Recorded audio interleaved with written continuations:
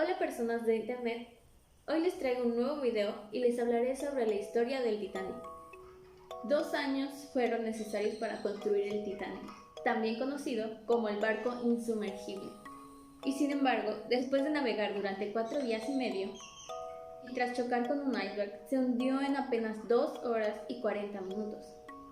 Más de 1.500 personas perdieron la vida y hasta hace poco no se habían encontrado los restos del Titanic. Como tantos otros desastres de nuestro tiempo, la historia del Titanic comenzó en un despacho, a principios del siglo pasado. En 1907, Bruce Ismay y Lord Perry llegaron al acuerdo de construir 3 barcos como el mundo jamás habían conocido. Ambos, el primero en calidad de presidente de la compañía White Star y el otro como el presidente de los astilleros Harland and Wolff de Belfast, tomaron esa decisión como el único modo de combatir la innegable supremacía en viajes transatlánticos que ostentaba su gran rival, la Crown Line. Estos buques serían el Olympic, el Titanic y el Gigantic, que después de la catástrofe del Titanic fue rebautizado como Britannic. Desde su mismo origen, el Titanic tuvo una impronta distante a los demás barcos. Todo cuanto tenía relación con él adquirió visos legendarios, un aura que no hizo sino aumentar a medida que pasaba el tiempo, y se acercaba el momento de su acabado y la preparación de su viaje inaugural. Se convirtió así en el objeto móvil más grande jamás creado, una mole de 270 metros de longitud y 53 de altura, con un peso neto de unas 46.328 toneladas y que podía navegar a una velocidad máxima de 22,5 nudos, unos 42 km por hora, gracias a sus 55.000 caballos de fuerza motora, desplazando más de 50.000 toneladas de agua a su paso. El Titanic era todo lujo. Se llegó a decir que en sus alfombras uno podía hundirse hasta las rodillas, exagerada comparación que, no obstante, ofrece pistas para imaginar hasta qué punto los constructores se esmeraron en cada detalle de su interior. Allí dentro, los ricos podrían sentirse aún más ricos y los pobres aún poco menos pobres. A todo ello se sumaba una publicidad que ensalzaba la seguridad del Titanic, presentando como insumergible. El ingeniero que lo diseñó, Thomas Sandrow, consciente de que la empresa desafiaba lo desmensurado, aplicó extraordinarios avances en materia de seguridad. Con un casco de doble fondo, dividido en 16 compartimentos estancos, nadie era capaz de prever algo peor que un accidente que pudiese destrozar 2 o 3 de las mampanas que formaban dichas divisiones. El barco hubiese permanecido a flote, hasta con 4 compartimentos inundados. La partida del Titanic del puerto de Southampton estuvo precedida por un incidente que pudo causarle graves daños. Mientras abandonaba el muelle, un pequeño vapor atracado en la Dacena, el New York, se vio arrollado por la masa de agua que el transatlántico desplazaba a su paso. Sus amarras se rompieron y comenzó a virar sin control, hasta que su popa quedó apuntando directamente al transatlántico. Pero finalmente se logró evitar un choque que había destrozado el New York. Si esta colisión se hubiese producido, el retraso ocasionado por el percance habría obligado al Titanic a zarpar muchas horas después, con lo que tal vez habría evitado el iceberg. El 10 de abril de 1912, tras meses y meses de publicidad y rumores, el Titanic zarpó desde Southampton en su viaje inaugural, con destino en New York. Ismay y Andrew iban a bordo para supervisarlo todo y que las cosas salieran lo mejor posible. El capitán era Edward Smith, un experimentado marino de White Star que ya había pilotado el Olympic, hermano gemelo del Titanic, que llevaba un año haciendo la misma ruta. El Titanic cruzó el Canal de la Mancha hasta su primera escala, Cherburgo, en Normandía. Posteriormente viajó hasta el puerto de Queenstown, Old Court, Irlanda, para recoger a los últimos pasajeros antes de adentrarse en el océano. A bordo viajaban más de 2.400 personas, por lo que muy pronto la cubierta se convirtió en un auténtico hervidero de gente deseosa de conocer las maravillas del barco. Y no paraban de loar lo que veían y el personal que estaba en su servicio. La travesía fue idílica en todo momento, al menos así lo afirmaron los supervivientes, que quizás idealizaron cuanto ocurrió antes de que la tragedia se cebase con ellos. En cualquier caso, nada enturbió el viaje. El fatídico 14 de abril no fue distinto de los días anteriores. El capitán Smith ordenó un cambio de rumbo para evitar las zonas donde ya sabía que los icebergs navegaban a la deriva. Al atardecer, la temperatura bajó bruscamente, pero el Titanic seguía navegando sobre un mar apacible.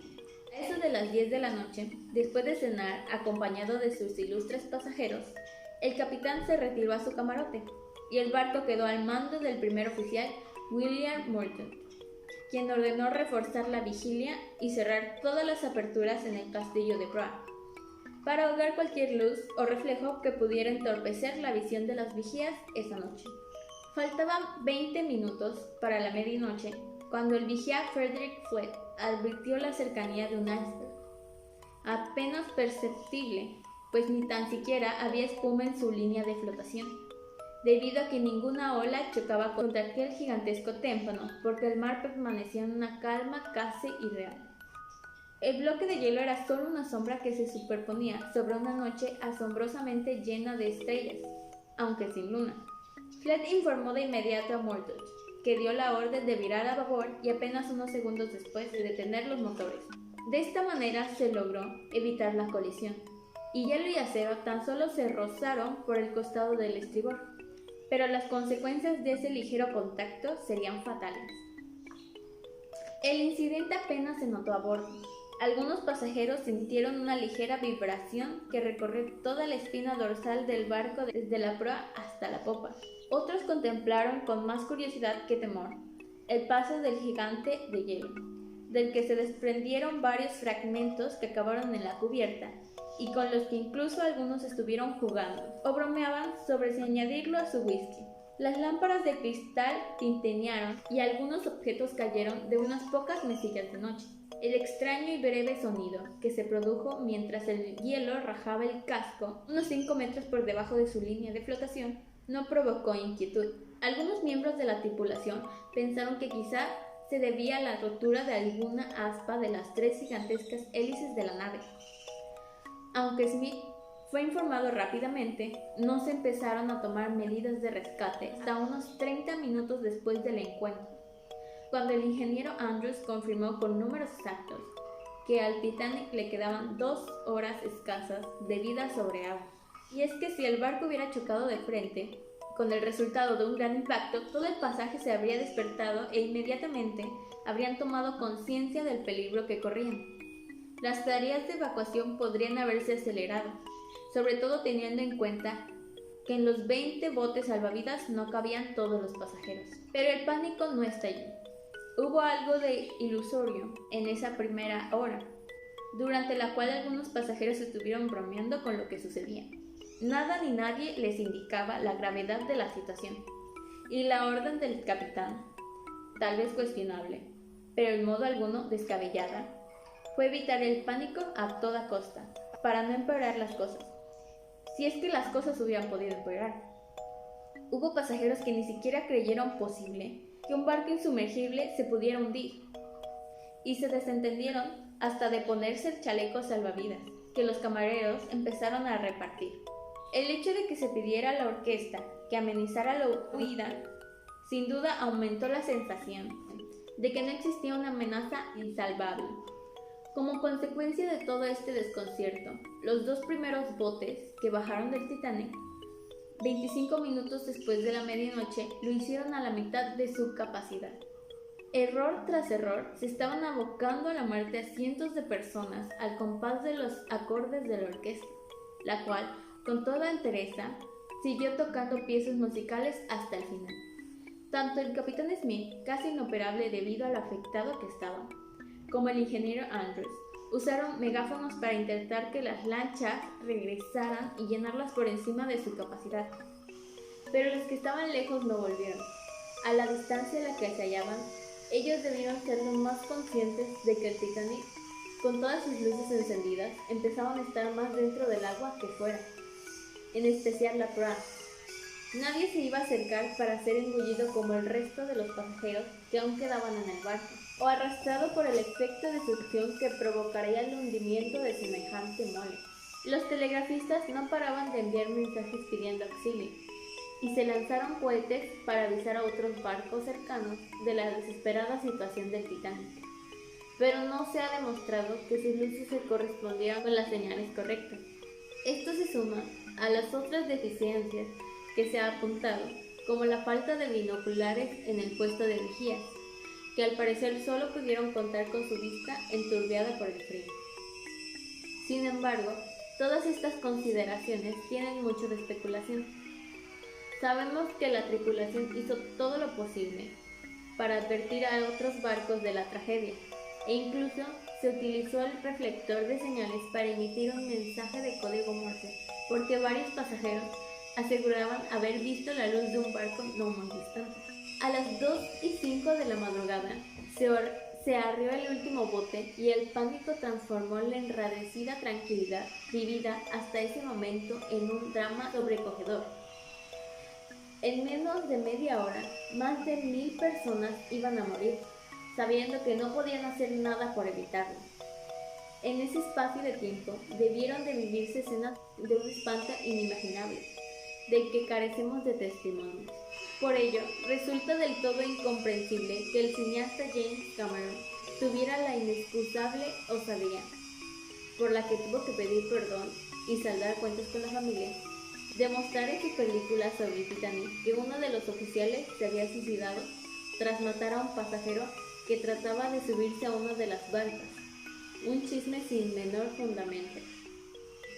Nunca se supo establecer el origen de los disparos que algunos supervivientes decían haber escuchado, posiblemente sonidos lejanos que tomaron como detonaciones. En todo caso, no es razonable pensar que uno de los encargados de salvar vidas se dedicase justo a lo contrario, por no mencionar que es mucho especular que alguien viviera aquello y sobreviviera para narrarlo. Destacar o señalar con dedo acusador el comportamiento de cualquiera de las personas que se encontraba a bordo es muy arriesgado. Es importante recordar que todos estos datos provienen de supervivientes, de gente que abandonó el barco antes del pánico y la muerte cercasen a los que no pudieron escapar. Se registraron actuaciones heroicas y comportamientos más reprobables. Hubo quien se negó a subir a las barcas sin la persona amada, quien se vistió de mujer para que le dejaran entrar en el grupo de los que podrían salvarse, y quien prefirió mirar y hasta degustar un brandy en vez de ayudar, demostrando que la categoría de Jerome no pasa por actuar caballerosamente con quien lo necesita. Cientos de relatos sobre esas 2 horas y media de angustia prueban lo inescrutable de la condición humana. De los 3 responsables del Titanic que iban a bordo, el propietario, el ingeniero y el capitán, solo Ismay salvó su vida. El precio que pagó fue enorme. El resto de su existencia quedó amortajado por la repulsa ante lo que se consideró una muestra soberana de cobardía. Sin embargo, no hay una sola prueba de que Ismay hiciera algo diferente de lo que hicieron otros hombres. Los testigos afirmaron que ayudó a subir a la gente a los botes, y cuando ya no quedaba nadie alrededor, simplemente se metió en una lancha. No apeló a su condición de dueño del barco ni amenazó con represalias si no lo dejaban embarcar. Solo fue partícipe de una de las muchas ceremonias de confusión y el miedo que entonces se sucedieron. En cuanto a Thomas Andrews, desapareció tras hacer todo lo posible y hasta lo imposible para sacar el mayor número de pasajeros del voraz engendro que había creado. Si Ismay se convirtió en el villano, Andrews sería recordado como el héroe. Si el Titanic estaba rasgado, su diseñador estaba hecho pedazos, pero lo bastante entero como para seguir atento a cualquier detalle que pudiera solucionar, aunque en ese momento ya no hubiera ninguna solución a lo inevitable. Muchos aseguraban que lo vieron por última vez poniendo en hora un reloj en uno de los salones, y esa imagen final es la que ha perdurado. Poco después se perdió en el interior de su criatura, a esperar que fuera ella quien acabara con su vida. Algo parecido debió de hacer Smith, pese a que los rumores, la prensa de la época y el cine imaginaron su fin con curiosos detalles. En su tiempo se llegó a decir que lo habían visto en el agua intentando ayudar a la gente a subir a las barcas. Pero las barcas estaban tan lejos que llegar nadando habría sido un empeño suicida, y mucho más hacerlo arrastrando cuerpos casi sin vida. Más razonable parece pensar que siguió la orden que él mismo dio a sus hombres. A partir de este momento, que cada cual haga lo que pueda. Dicho lo cual, hizo cuanto pudo y nada más se supo de él. No importan las razones de su comportamiento, si hubo cobardía o simple coherencia. Es la ley del mar. Un capitán debe hundirse con su barco. A las 2:18 de la madrugada, el casco del Titanic se partió cerca de su zona central. Un minuto después, la proa se hundió en el océano y la popa, arrastrada por la proa, casi alcanzó la verticalidad completa. Mientras, cientos de personas se aferraban a lo que fuese con el propósito de sobrevivir, con el único resultado de alargar un poco más su terrible agonía. Cuando finalmente el Titanic desapareció por completo bajo el agua, a las 2:20 de la madrugada del 15 de abril de 1912, los que aún estaban vivos, tras haber hecho lo indecible por seguir a bordo, cubrieron el mar de unos gritos que oyeron los 710 supervivientes que permanecían a salvo en las barcas. Esos gritos los dejaron tan marcados, o más que el propio hundimiento, como confirmaron testimonio tras testimonio. En cualquier caso, tras enconadas discusiones sobre si volver al lugar, sobre quién debía hacerlo, y después de trasladar pasajeros de uno a otro bote para dejar más sitio en los que debían ir a buscar supervivientes, y seguro que alguno habría, cuando la primera lancha llegó al lugar del naufragio, el silencio reinaba sobre una inerta marea blanca formada por los chalecos salvavidas que mantenían a flote los cadáveres. Eso era cuanto quedaba de un barco que debía navegar sobre los sueños y que se había deslizado hacia las profundidades para yacer la más completa oscuridad. Las peticiones de auxilio enviadas por los telegrafistas del Titanic habían llegado transatlántico a Carpathia, propiedad de la naviera Colonel Light, la competencia de los propietarios del Titanic, que navegó a toda máquina por peligrosas zonas de hielo hasta que a las 4 de la madrugada llegó al lugar del naufragio. La espera fue difícil de sobrellevar para quienes aguardaban. Mientras se mecían sobre el mar, muchos estaban seguros que morirían. A la devastadora incertidumbre sobre el futuro inmediato se añadían las imágenes del horror que habían sufrido. Ninguno de quienes pudieron subir al barco que los llevó hasta New York olvidó lo sucedido de aquella madrugada. El Titanic no debe quedar aprisionado en los relatos que a veces adquieren más visos de fantasía que de la realidad. Fue una tragedia real que costó la vida a más de 1.500 personas y un hecho que marcó un punto y aparte en la historia de la navegación. Y eso es todo por hoy. Gracias por ver el video y espero muy pronto traerles uno nuevo.